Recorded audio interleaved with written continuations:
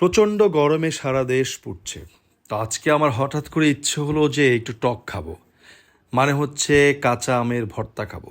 কারণ এখন প্রতিটি বাড়িতে বাড়িতে বা প্রতিটি বাগানে বাগানে দেখা যাচ্ছে যে গাছের মধ্যে আম ঝুলে আছে, আর এখন এই ছোট ছোট আম দিয়ে ভর্তা খাওয়ার মজাটাই আলাদা।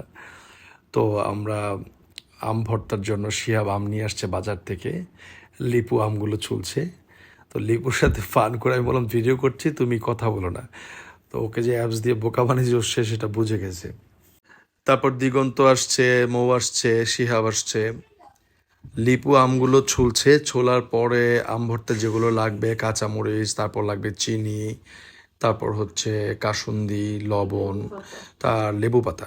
তো আমি আর শিহাব চলে গেলাম ছাদে লেবু পাতা আনার জন্য। আমাদের ছাদে অনেক ধরনের লেবু গাছ আছে, ছোট লেবু, বড় লেবু, নাম জানি না তাই সাইজ বললাম। কি কাগজি লেবু, বাতাবি লেবু, কাগজি লেবু আর লম্বা লেবু, যাই হোক, এলাচি লেবু, এলাচি লেবু। তো লেবু পাতা যখন আনতে গেলাম ছাদে প্রচণ্ড গরম ছিল। তো লেবু পাতার একটা গল্প আমি শিহাবকে বলছিলাম, তো শিহাব সেজন্য হাসছিল। তো গল্পটা ছিল এরকম যে অনেক সময় বাড়িতে লেবু গাছ থাকলে পাশের বাসার মানুষ শাক রান্না করলে লেবু পাতা নিতে নিতে গাছই খালি করে ফেলছিল, এমন অবস্থা হয়েছিল। যাই হোক, আমাদের আম ছোলা শেষ, এবার আমগুলোকে গ্রেট করবে, গ্রেট বলে না, এটাকে কুচি কুচি করবে ভর্তা খাওয়ার জন্য।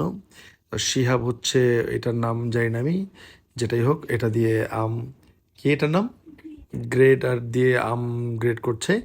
আর লিপু হচ্ছে এক্সপার্ট, হচ্ছে সে ওই আম পেঁয়াজ যেভাবে কাটে, সে বটি দিয়েই হচ্ছে সুন্দর করে করে সেগুলো নাকি কাটবে।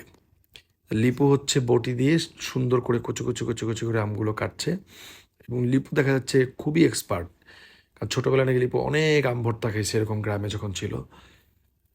আমাদের আম ভর্তার প্রায় এগিয়ে আসছে খাওয়ার জন্য। তো আমি একটা আম মুখে দিয়েছিলাম, ওরে বাবারে এত টক কি বলবো।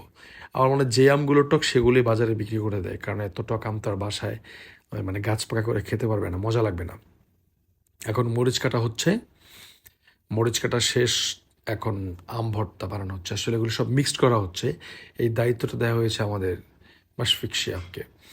সব পরিমাণ মতো দিয়ে এখন লিপুকে টেস্ট করতে দেওয়া হলো আসলে কেমন হয়েছে।